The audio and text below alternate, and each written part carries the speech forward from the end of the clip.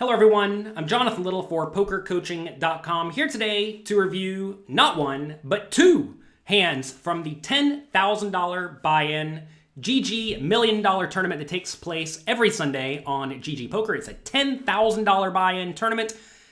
Lots and lots of world-class players play it. This time, the final table consisted of many world-class players, including Isaac Haxton, João Vieira, and many, many other world-class pros. And we are heads up between two of the best. Let me introduce you to them. They are playing for a first place prize of $408,000 and a second place prize of $314,000. So big money at play. Our first player, currently chip leader when we get heads up, is Michael Addamo. I don't know if I've ever actually played with him. Whenever the super high roller tournaments started running a few years back, he was just in them. I don't know how he got in them. He's probably a world-class tournament player already, and he just absolutely smashed them. He has $8 million in live tournament earnings, including first in a 25K, first in a 100K, first in a 50K. He wins. But he also wins not only live, but also online. He has played every single $10,000 buy-in $1 million tournament that took place on GG since they started it, and he has 3 first places. That's amazing. 3 first places in these tournaments. Also, a second place in the online heads-up tournament. First in the $400 buy-in Colossus tournament for $374,000. Almost $5 million in earnings on GG Poker. Michael gets it done. Kind of an interesting stat here. On GG Poker, where he's put in a ton of volume, he only has 11% in the money percentage, despite 15% of the field or so getting paid. So, he actually cashes less often than the average player. But when he cashes, he tends to make very deep runs and he wins. Do not think the goal of playing tournaments is to collect a min cash 22% of the time. That is not what we are necessarily trying to accomplish. The way you win is to, well, win, not get minimum cashes. His opponent is going to be Yuri, I think I can say his last name right, Dzivielevski, there you go. We're going to call him Yuri today. Yuri, also very, very strong online player. He has about $1 million in live tournament earnings as well. He's played 35 of these $10,000 buy-in tournaments on GG, and this is his 4th final table. Before today, he had $528,000 in earnings from this tournament alone. So, definitely a solid winner in these games, and he gets in there and battles. So, what we're going to do is we're going to take a look at 2 hands they played heads up, and I'm going to look at some of the scenarios from the GTO point of view. We're not going to go through every single spot from the GTO point of view because otherwise this video will be forever long. If you want lots and lots of in-depth strategy, head over to pokercoaching.com/free. Check it out. But we're going to go through 2 of these very interesting hands. So we're playing about 34 big blinds deep, and Michael has 5-3 suited on the button. This is a spot where we can limp or raise. I don't know what strategy he's using, so we're going to assume he's raising sometimes and limping sometimes. Flop comes ace, queen, 4, and this is a spot where we have to presume Michael is going to be continuation betting most of the time, and especially with his low equity hand or low showdown value hands that have some equity. So he does go for a 3rd pot bet. And if we look at the GTO strategy here from Michael's scenario, he should continuation bet 5-3 every time. I have him limping 5-3 sometimes pre-flop and raising it sometimes. Who knows, again, what he's actually doing. But you see in this scenario, he's betting very, very frequently. On the ace-queen-4 flop, the hands that you often want to check if you even want to have a checking range are usually going to be stuff like under pairs to the queens. So we see like 10s, 9s, and 8s doing a decent amount of checking. Jacks as well. And also like random king highs that have some showdown value. Those like to check a decent amount as well. So you're checking back very strong marginal made hands. If you want pre-flop charts, by the way, for heads up, no limit hold'em, go to pokercoaching.com/HUNL to get my free heads up charts. All right, over to Yuri. Very, very easy spot to check and call. When you have a medium strength marginal made hand, you're going to want to call the vast majority of the time. In this spot, you don't really want to do a ton of raising in Yuri's shoes, even though you're facing a small bet. When you are going to raise, though, you usually want to raise your best made hands, whatever those are, and then some low showdown value bluffs, like the gut shots. So let's take a look at what GTO roughly looks like. Again, I'm not sure if Yuri's using exactly this flop strategy. Maybe he is, maybe he isn't. Who knows? But we see he's raising the best hands, which are ace 4 and queen 4, right? Ace 4 and queen 4 raise a ton. He doesn't have ace-queen in his range because he'd re-raise that pre-flop most of the time. And then some of the next best hands. So we see ace-jack, ace-10, and ace-9 are raising a large portion of the time too. Okay. And then his bluffs are mostly going to come from the low gut shot type hands. And then to find additional bluffs, usually you're going to use some backdoor flush draws that have pretty low equity. Like we see Jack 3, 10 3, Jack 2, and 10 2 opting to check raise bluff some portion of the time. Are you ever check raising those? I don't think I am. It's probably a bit of a leak, right? We are learning on the fly here with you. We do one take, learn on the fly, and we all try to improve together and make the best use of our time. Also, we see Jack 10 bluffing, which makes logical sense, and some bottom pairs. You're going to find every once in a while the bottom pairs do opt to bluff in these scenarios, just because when you check call, the board's going to run out pretty nasty for you most of the time, and you're going to have a hard time calling down. So anyway, those are opting to check raise some portion of the time too, the 4-3 and the 4-2. But Queen 6, very, very, very clear call. Any other play is almost always going to be a blunder. Turn is a 2, giving Michael the nuts. It's always good to have the nuts. In this scenario, it's very important for you to try to get stacks in. It's vitally important that you try to get stacks in. So right here, pot's 770K. Michael's going to want to bet pretty big.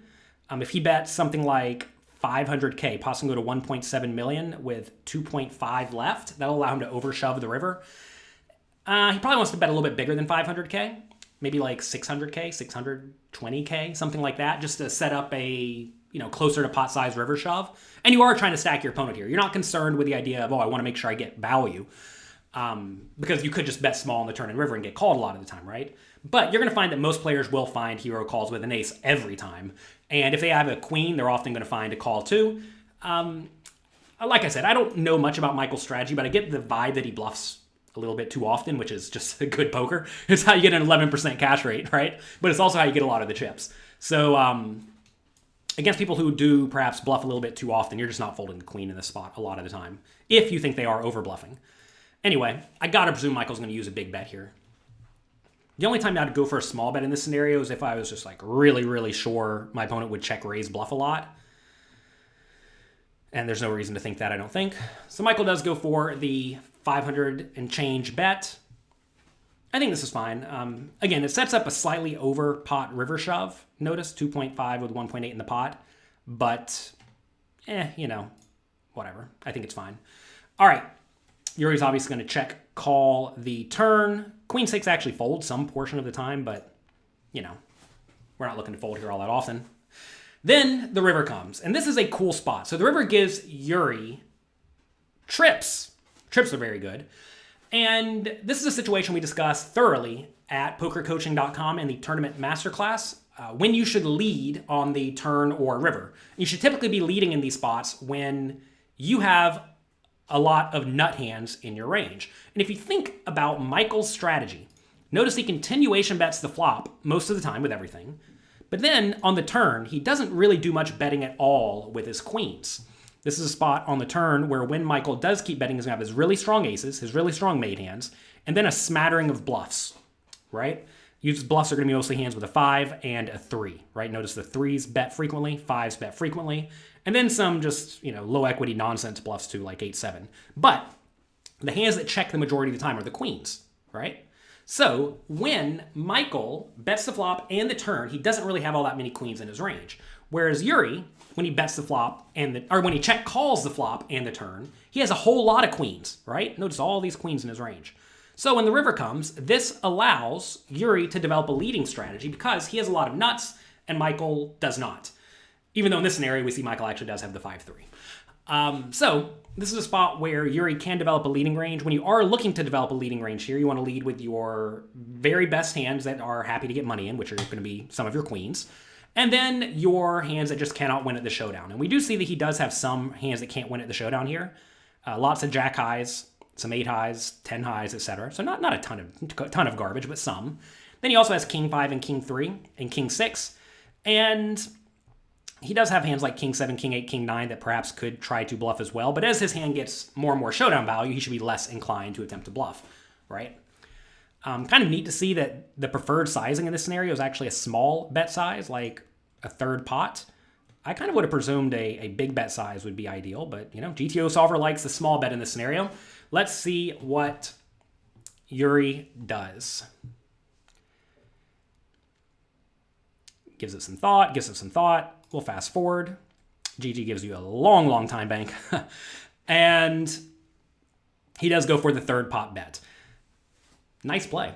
Now, Michael, with the 5-3, has to decide what to do. I want you to pause this video and write in the comment section below, what would you do with this 5-3? Now, obviously, we don't know what Yuri has, but he's taken this pretty strong line of leading the river into a guy who bet the flop and the turn. So with the 5-3 in this spot, do you call or do you raise? And if you raise, how much do you raise? Go ahead, pause the video, write it in the comment section below. Going through this process will go a long way to helping you improve your skills, and that's why at my site, pokercoaching.com, we have over 1,000 interactive quizzes that will test you and then give you immediate real-time feedback on your decision. So head over to pokercoaching.com/free to sign up. This is a spot where I think Michael has a pretty easy shove all in, and you may say, aren't you worried about being beat? Well, look at Yuri's range. Remember, he check raises the flop with ace-4 and queen-4, so he really doesn't have all that many nut hands in his range, right? And if we take a look at his leading range, he doesn't actually even lead the queen-2 for the nuts when he has it. He opts to protect his checking range and checks this hand. So 5-3 actually beats the vast majority of Yuri's range, right?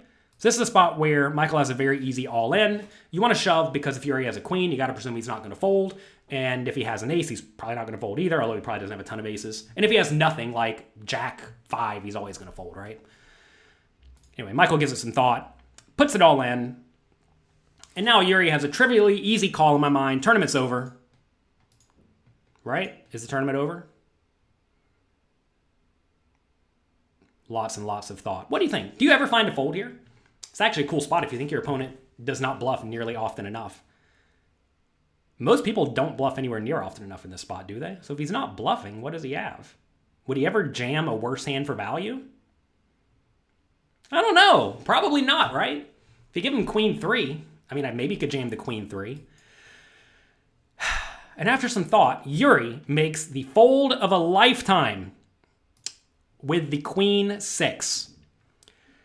Yuri's strategy here versus a river raise is to call all the queens from a GTO point of view, fold all of his garbage, obviously, even fold the ace if he leads it. But Yuri decides to fold the queen 6, and somehow, in some world, this was a good fold, and Yuri left himself with 20 big blinds. You want to see another hand? If you do me a favor real quick, click the like and subscribe button below. Also click the notification bell. I know that none of you click the notification bell, only a whopping 8.62% of you do. So let's raise that number to 8.69%. Click the notification bell below. Ding, ding, ding. Okay, let's take a look at another hand. Yuri battles his way back from 20 big blinds. Whenever you get shallow, don't think you just have to put your chips in the pot. All right, here we have 9-8 versus the king 5. Easy raise from the 9-8. King 5 can call or a 3-bet. Either play is fine. Notice we are playing about 50 big blinds deep here, so pretty deep stacked. Michael's given it some thought, puts in the 3-bet. And look, 9-8's normally a fold. The only way you can justify continuing here is if you know Michael is insane. And me and you probably don't know Michael's insane, but I think Yuri knows Michael's insane. So Yuri decides to call. Flop comes ace, 8, 3. Michael has king high, zip and pip, as Mike Sexton says. But this is a spot where it's probably going to continuation bet pretty frequently using a small size, if I had to imagine. He does go for the bet. This is a pretty common spot where GTO's strategy is to just continuation bet with pretty much your entire range. Again, I don't know if this is exactly the range we're working with here, but something like this. With the 9-8, you are definitely not folding, and you're also not doing much raising in this scenario. When you're in position, you're going to find that you don't need to do a ton of raising just because you're closing the action, you're getting good odds, you don't really want to mess that up. And also, your hands that are in great shape, like any ace, you don't really want to raise because if you raise, most of your opponent's garbage is going to fold. So let's take a look at how wide you should call here. You see pocket 5s calls, right? 5-4 for a gut shot calls in position facing the small bet. So that's a pretty weak hand that calls. These hands with backdoor flush draw, 6-5 backdoor flush draw, 6-4 backdoor flush draw, 7-5 backdoor flush draw, call some portion of the time. That's a little bit loose. Hands like king 10, so some weaker or some strong king highs opt to call. But that's basically it. Notice we are doing a lot of folding in this scenario, even in position, and that's because Michael's range has all the good aces in it, right? Notice Michael here has all the good aces, so you should be over folding in the spot against the small bet, even in position. 9-8's not folding though. Easiest call in the world. He's gonna give it some thought. He calls, turns a queen of spades. Now, Michael, in my mind, has a pretty easy check because when you bet turn, you're trying to get low pairs and king highs to fold. But look at Michael's exact hand, right? Low pairs often include a hand like pocket fives, which you block, and king high, well, you block the king high as well. So when you bet here, you're betting into a range that usually contains more aces and eights. That said, Michael does go for the third pot bet in this spot. Let's take a look at what the solver recommends. Solver recommends in this scenario betting your best aces, right? Some lower pairs as a bluff. You may say, why are we betting like pocket fives as a bluff here? Because when you are betting pocket fives and your opponent does have an ace, you do have two outs to get there, which does count. You do get there sometimes.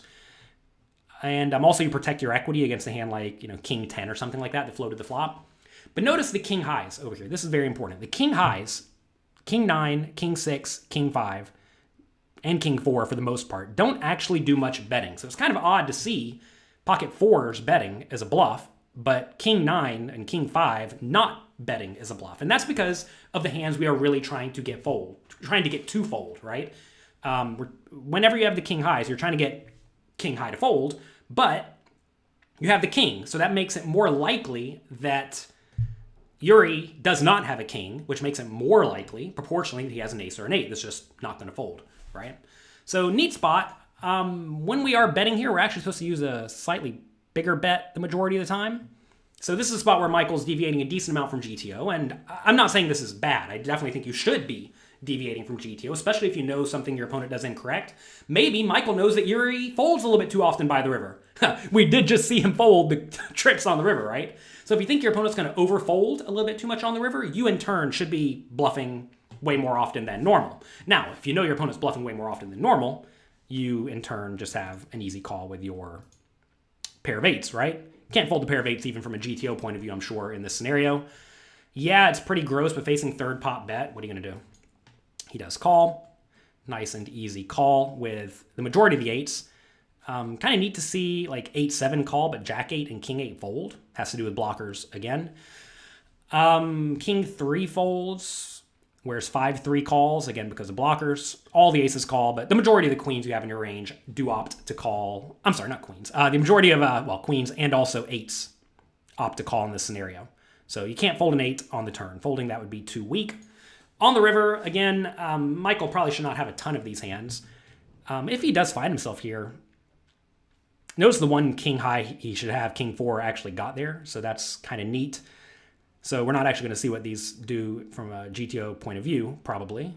But I got to imagine Michael's just going to go for it. Why? Because he probably thinks Yuri has a whole lot of aces, which are never going to fold, but also some 8s that are going to fold, and maybe even some queens that are going to fold.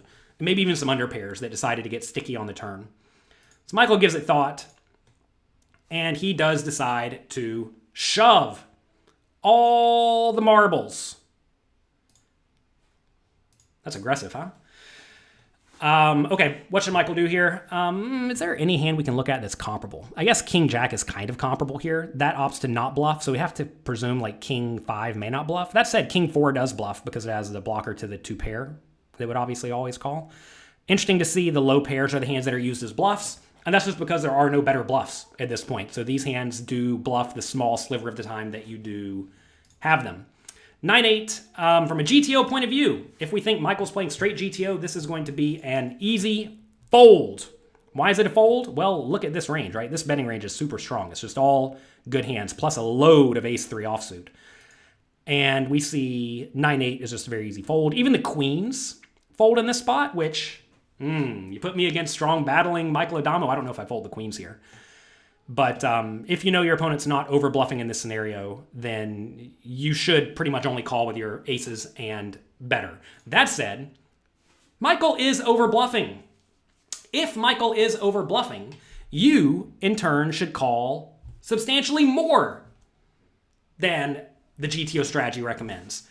Now, 9/8's a pretty optimistic hand to call with. That said, if you do know that, if you know he's getting after it, you can find the call for all of your money and give yourself a good chance to win this tournament. Can Yuri do it?